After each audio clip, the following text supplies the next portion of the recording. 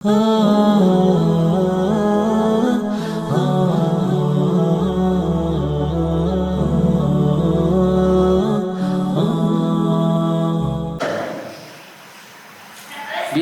dia baca itu pendek-pendek aja ya. Datang mertuanya, tumben mertuanya, calon mertua datang, bacanya panjang, yang terbaik. Nah gitulah. Kenapa? Ada merasa kehadiran. Demikian pula seseorang yang sampai derajat ihsan, dia merasa Allah hadir membersamainya ketika ibadah. Maka ibadah yang terbaik dia berikan. Anta'budallaha ka'annaka tarah. Engkau beribadah kepada Allah seakan-akan engkau melihatnya, maka terbaik. Itu rukun pertama. Ini derajat yang paling tinggi dalam ihsan. Engkau seakan-akan melihat Allah Subhanahu wa taala. Kalau tidak mampu, wa in lam tara wa in lam takun tarahu fa innahu yarak. Kalau engkau tidak mampu melakukannya, maka yakinlah ketika engkau beribadah Allah sedang melihatmu dan memperhatikan gerak-gerikmu. Gerak-gerik hati kita, gerak-gerik anggota badan kita, semua Allah. Maka yang terbaik, kita akan jelaskan lebih lanjut nanti. Jadi ihsan itu adalah iman plus naik atas. Kalau iman, orang yang beriman tadi dia yakin betul, tapi ibadahnya kadang-kadang khusyuk, kadang-kadang tidak. Tapi dorongan keimanan tergantung. Semakin kuat keimanan, makin khusyuk. Tapi kalau derajat ihsan, maka sampai ke seseorang yang dikatakan sampai derajat ihsan, setiap ibadah yang dia lakukan maka yang terbaik. Itu dia. Itu ihsan. Sudah belum kita sampai derajat itu. Wallahu taala a'lam. Kita akan lanjut. Jemaah yang dimuliakan Allah Subhanahu wa taala, kita akan memulai derajat yang pertama dulu. Kan lebih fokus derajat yang pertama dulu. Saya sudah mengatakan di awal, 3 kedudukan ini, walaupun kita mengatakan yang paling bawah itu adalah Muslim atau Islam, seseorang mendapatkan ketika sampai derajat ini disebut bergelar Muslim, kita tahu tidak seberapa mulia derajat yang paling rendah. Kita belum berbicara derajat yang kedua ya, apalagi derajat yang paling tinggi. Kita berbicara derajat yang paling rendah saja. Nanti kita akan bisa lihat, wah derajat yang paling rendah saja seperti ini, gimana yang paling atas? Baik, kita akan menjelaskan derajat yang pertama dulu. Kedudukan seorang muslim itu bagaimana di sisi Allah Subhanahu wa taala? Ketika seseorang menyandang gelar atau sampai derajat Islam dan bergelar sebagai seorang muslim, sesungguhnya dia itu telah memegang kuncinya surga. Sudah dapat, Insya Allah. Ketika seseorang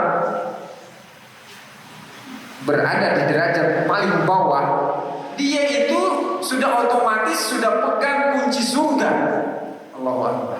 Kunci surga sudah pegang. Mana dalilnya? Kalau kita berbicara masalah ini dalilnya, karena ini bicara masalah gaib. Benar tidak dia sudah mendapat kuncinya surga? Diriwayatkan dari Mu'ad bin Jabal radhiyallahu anhu. Qala Rasulullah sallallahu alaihi wasallam, "Man kana akhiru kalamihi la ilaha illallah dakhala al-jannah." Hadis riwayat Abu Dawud. Diriwayatkan dari sahabat Mu'ad, dia berkata, Rasulullah SAW bersabda, barang siapa akhir ucapannya sebelum dia meninggal la ilaha illallah masuk surga. Kan tadinya Ustaz dia seorang muslim. Ya, dia muslim kan. Bagaimana kalau dia kafir? Dia ucapkan sebelum dia mati la ilaha illallah, apa surga baginya? Iya, surga baginya. Dia belum pernah sholat, belum pernah bayar zakat, belum pernah puasa. Dengan hanya mengucapkan la ilaha illallah atau asyhadu an la ilaha illallah wa asyhadu anna Muhammadar Rasulullah, sebelum dia mati masuk surga. Kenapa? Dengan ucapan itu dia sudah sampai derajat muslim dan pegang kunci surga.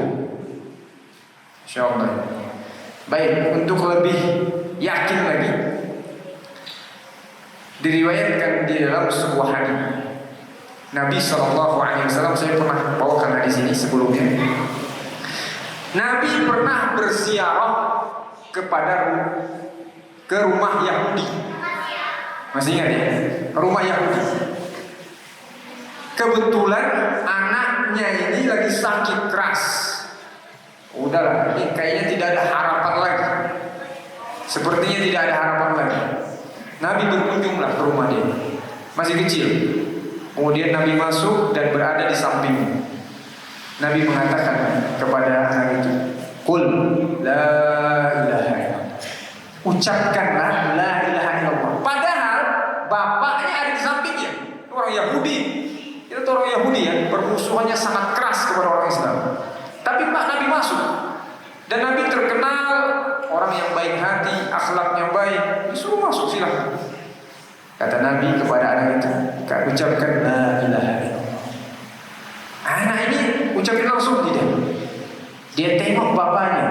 Apa kata bapaknya? Ati Abul Qasim. Taatilah, turutilah Abul Qasim, yaitu Muhammad SAW. Turuti. Maka anak itu pun mengucapkan la ilaha illallah. Asyhadu an la ilaha illallah. Maka setelah itu dia meninggal dunia. Nabi keluar dari rumahnya. Apa yang kata Nabi katakan? Alhamdulillahilladzi anjahu minan nar. Segala puji bagi Allah yang menyelamatkan dia dari neraka Allah Subhanahu wa taala. Insyaallah. Kalau Allah selamatkan dia dari neraka, otomatis masuk surga. Kenapa? Dengan kalimat itu dia pegang kuncinya surga. Insyaallah. Gak mungkin Allah selamatkan masuk kemana ya? Bukan seperti Mu'tazilah antara surga dan neraka. Nggak ada. Kalau diselamatkan dari neraka, otomatis masukkan ke dalam surga. Dua pilihan saja, surga atau neraka. Ini kisah yang pertama. Kisah yang lain, ini juga sudah pernah saya bawakan, tapi sebagai penguat. Diriwayatkan di dalam Sahih Muslim. Nah, ini Sahih Muslim ya. Kalau tadi Abu Dawud naik derajat hadisnya. Sahih Muslim, pasti hadisnya sahih. Disebutkan di dalam Sahih Muslim di dalam bab al-iman, bab pertama, tentang qaul la ilaha illallah, tentang ucapan la ilaha illallah. Dari An Sa'id bin Musayyab, an abihi qala. Dari Sa'id bin Musayyab, dari bapaknya, dia berkata, lamma hadarat Aba Talibil wafat, ja'ahu Rasulullah sallallahu alaihi wasallam. Ketika Abu Talib akan datang kepadanya kematian, artinya sedang sakaratul maut. Sakaratul maut. Makanya kalau kita mendengar si fulan sedang sakaratul maut, segera datang ke sana. Kalau kita dia baik, soleh, masya Allah, langsung segera kita datang, talqin, ditalqin. Karena waktu mentalqin itu saat itu, ketika sakaratul maut itu. Maka Nabi bergegas datang, dan ketika masuk, apa yang terjadi? Fawajada indahu Aba Jahdin wa Abdullah bin Abi Umayyah bin Mughirah. Ketika Nabi masuk, Nabi melihat di sisi Abu Talib yang sedang terbaring di atas pembaringan, itu ada Abu Jahal dan Abdullah bin Abi Umayyah al-Mughirah. Dua-duanya kafir, temannya, karibnya atau sahibnya dari Abu Talib semasa hidupnya. Padahal keduanya ini pernah membaikkan Abu Talib ya, gara-gara Abu Talib ini membela Nabi SAW. Sampai dibaikot, makanan nggak boleh masuk. Ini dua orang ini, gitu ya.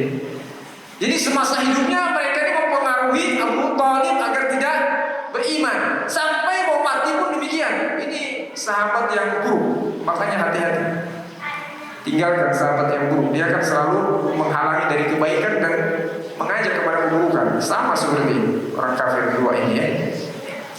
Maka Rasulullah SAW, karena dia lebih dekat kepada pamannya dibandingkan dua orang ini kepada Abu Talib, mana yang lebih dekat? Ya, dia. Semasa hidupnya Abu Talib membela keponakannya Rasulullah SAW. Maka karena dekatnya itu, faqala Rasulullah SAW, langsung Nabi memanfaatkan momen, waktu, ya, memanfaatkan kesempatan yang mungkin tidak akan Ada duanya. Apa kata Rasulullah? Ya ammi, qul la ilaha illallah.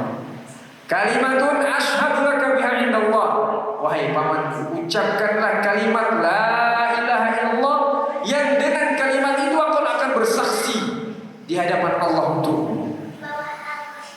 Faqala Abu Jahal wa Abdullah bin Abi Umayyah, ya Aba Talib atarghabu an millati Abdul Muttalib. Coba lihat, ini temannya, ini teman jahatnya ya. Teman buruknya mengatakan apa? Wahai Abu Talib, apakah engkau benci, tidak suka terhadap agamanya Abdul Muttalib? Abdul Muttalib itu siapa? Bapaknya dari Abu Talib. Tahu kita bapaknya Abu Muttalib itu? Abu Talib itu. Dia menyaksikan kejadian apa? Kejadian tentara gajah Abraha. Ini Abdul Muttalib itu melihat langsung. Ya, nanti itu cerita lain, ada cerita khusus. Nah, ini Abu Jahal dan Abdullah bin Umayyah mengatakan, wahai Abu Talib, apakah engkau tidak suka dengan agama bapakmu sehingga berpindah kepada agama Muhammad? Kan seperti itu. Kemudian falam yazal Rasulullah sallallahu alaihi wasallam ya'riduha alaihi wa yu'idu lahu tilkal maqalah. Dan Nabi terus mengulang-ulangi ya, supaya apa? Pamannya yakin. Pamanku, saya akan bersaksi di hadapan Allah dengan kamu ucapkan kalimat ini. Karena Abu Thalib itu sebenarnya dalam hatinya yakin yang benar adalah agama Islam yang dibawa oleh keponakan. Yakin. Tapi apa? Hatta qala Abu Thalib akhira ma kallamahum huwa ala millati Abdul Muttalib. Akan tetapi di akhir ujung hayatnya sebelum dia meninggal, dia tetap mengatakan saya berada di atas agamanya Abdul Muttalib. Wa aba an yaqula la ilaha illallah, dan enggan untuk mengucapkan la ilaha illallah. Sehingga Nabi keluar dari rumah itu dan menangis dan berazam itu apa? Untuk memintakan ampun terhadap dosa-dosa Abu Thalib. Akan tetapi apa? Ayat turun, innaka la tahdi man ahbabta walakinna Allah yahdi man yasha. Wahai, kata Allah, Muhammad, engkau tidak bisa memberikan hidayah kepada orang yang engkau cintai. Akan tetapi Allah lah yang memberikan hidayah kepada orang yang Dia kehendaki. Jemaah yang dimuliakan Allah Subhanahu wa taala. Nah, kisah terakhir tentang derajat ini ya, bagaimana derajat muslim itu sangat tinggi di sisi Allah Subhanahu wa taala, disebutkan di dalam sebuah kisah hadis Nabi sallallahu alaihi wasallam yang diriwayatkan oleh Usamah bin Zaid radhiyallahu anhu. Qala ba'athana Rasulullah sallallahu alaihi wasallam ila al-Waraqati min al-Juhainah. Kata Usamah itu siapa? Anaknya dari Abdullah bin Zaid, anaknya dari Zaid bin Harithah. Zaid bin Harithah itu pernah diangkat anak oleh Nabi, makanya diganti namanya Zaid bin Muhammad. Turun ayat untuk melarang itu, nggak boleh menisbatkan anak orang kepada kita yang bukan anak itu. Makanya dirubah lagi namanya Zaid bin Harithah. Nah, Usamah ini adalah anaknya Zaid itu, anaknya Zaid.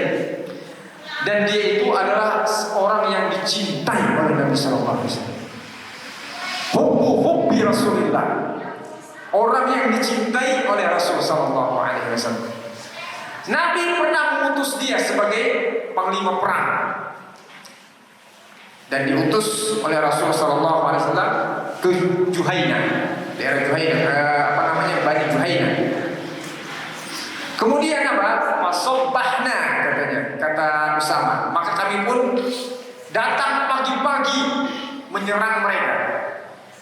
Fasobbahna al-qauma ala miyahihim. Kami datang pagi-pagi ke mata air mereka, sumurnya. Walahidna ana wa rajulun minal ansar rajulan minhum. Maka kami pun bertemu dengan seorang laki-laki dari mereka, nanti pasukan dari mereka, laki-laki dari kaum ini. Saya dan satu sahabat dari Ansor bertemu dengan seorang laki-laki dari mereka.